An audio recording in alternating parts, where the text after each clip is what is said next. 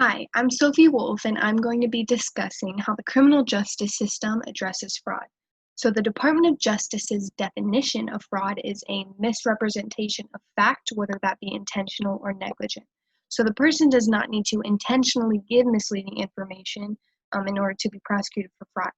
The proof needed to prosecute someone for fraud is also very relaxed, and the person pretty much just needs to prove that they were victimized in some way and harmed, whether that be emotionally or financially or both.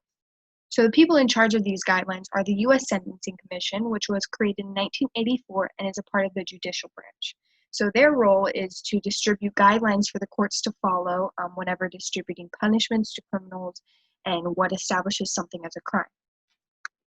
So 18 U.S. Code number 1519 was put into effect in 2002 and was pretty much intended to increase the amount of prison lengths that can be given to financial crimes from a maximum 5 years to a maximum 20 years.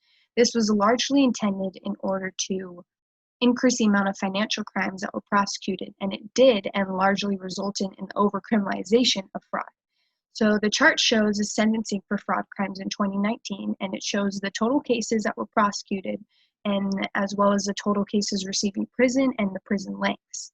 So the visual shows that 74% of cases were sent to prison out of all the fraud crimes prosecuted in 2019, and 64% of those cases had an over 12-month sentence. This is largely due to the lack of a graduated system in order to address fraud crimes and classify the severity of each type of crime, which exists with almost every other type of major crime throughout the United States. This type of system allows for the courts to follow a certain set of guidelines in order to classify the crime based on the harm caused and then therefore distribute an appropriate punishment for the crime. Due to the inexistence of this system for fraud, many fraud criminals are sentenced to longer prison sentences than fits their crime and results in overcriminalization of fraud. So in order to address all these problems, our proposal is that the judicial system and the United States Sentencing Commission needs to take steps in order to create a more complex system for the punishment of fraud crimes. This would result in the appropriate sentencing to fit the crime, as the courts would be able to follow a certain set of guidelines in order to classify the crime based on the severity and the harm caused, and therefore distribute a punishment that fits the crime.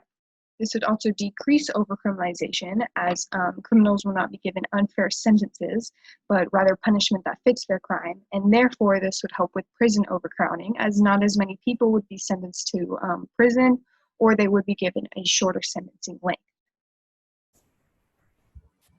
Hi, my name is Chinedu Obiakara, and our project, welcome to the specifics section. So what do we mean by the specifics section? Basically, I'm just going to be walking you through the who is going to be in charge of our proposal and the cost of our proposal to the judicial system, and also how our proposal is going to work and how it will create a change, basically. So for changes to happen, it has to start from the top of the pyramid. And from the top of the pyramid, in our case, it has to kind of come all the way from the judicial system, from the judges all the way down to the local sheriff, to the local sheriff's office. Um, each person has to be in tune with what we're trying to achieve, and there has to be collaboration among every stakeholder in the system, basically. Well, cost in terms of cost, the overhead cost can be covered by the federal government, or the system itself, because they have money from fines, from bills, and money they've gotten from the public. Um, they can as well fund themselves and cover the cost of our proposal. And getting to the last stage, how our fix is going to work. Well, the proposed fix will be a success, because then we are going to have degrees of fraud crimes. It's no longer going to be one size fits all. It's going to be persecution based on the level and the degree of fraud committed by the individual, and that would determine the extent and the level of the law he or she will face. Hi, my name is Owen Bjornsson, and I had the proposal justification for my group. Too many times we see that fraudulent crimes are highly overcriminalized. Just to set an example, and this really ties into the point that reform needs to be at the top of our priority list for this, only because it is contributing to the population in our prison system. There's a large misconception that fraud criminals are given a lesser sentencing compared to other crimes. And this kind of ties into my third bullet, that communities push for higher sentencings. And these kind of work together in a negative fashion that really push sentencings for fraud crimes to be super, super high for crimes that really aren't that bad in hindsight. Yes, it's still fraud, but the amount of money that most of these fraud cases have taken from people aren't these $1 million cases that you hear about every couple of years. Most of them are not that. Oops, there we go. A little bit more bullet points. There's an insane lack of knowledge on sentencing practices throughout the US that plays into why fraud is overcriminalized. And that comes from a lack of a consistent theory on the causation of punishment in the courtrooms. Sorry about that, I just got an email. And then on top of that, the sentence terms that are prescribed by the government are just too high. And obviously plays back into the overpopulation and influx in our prison systems. One example is that mail and wire fraud is punishable for 20 years. Just that increases the amount of inmates we have every year.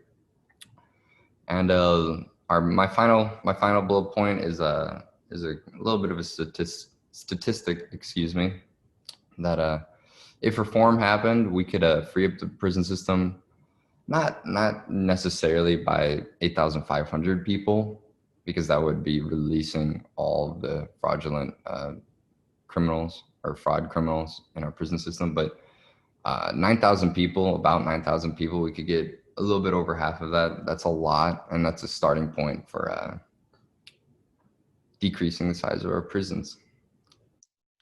Hello, my name is Sami Alashi, and I'm going to be talking about the alternate view of our proposal argument. One of the steps mentioned earlier to create a more complex or a more graduated system for the punishment of fraud crimes is to decrease over-criminalizing fraud crimes.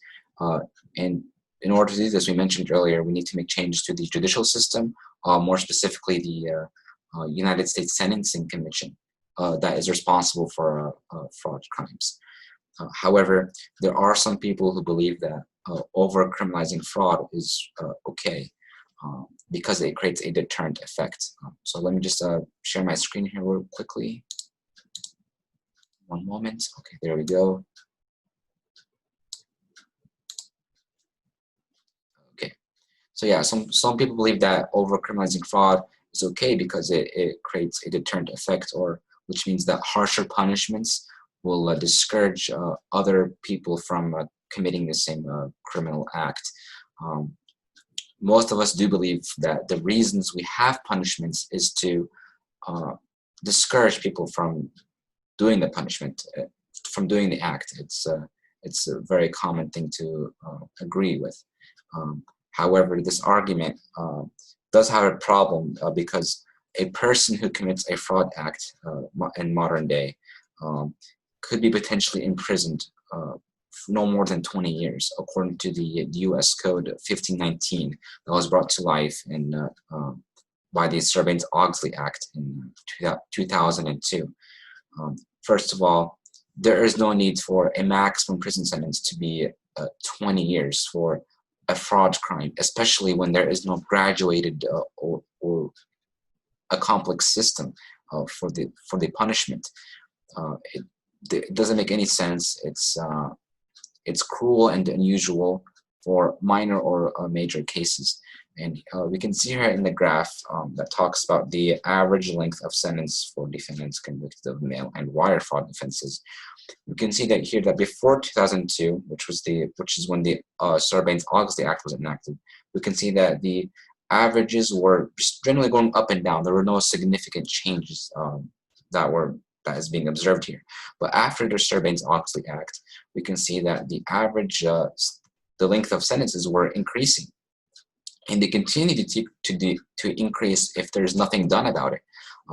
So I encourage every one of you watching to step up and help us change and create a more complex system.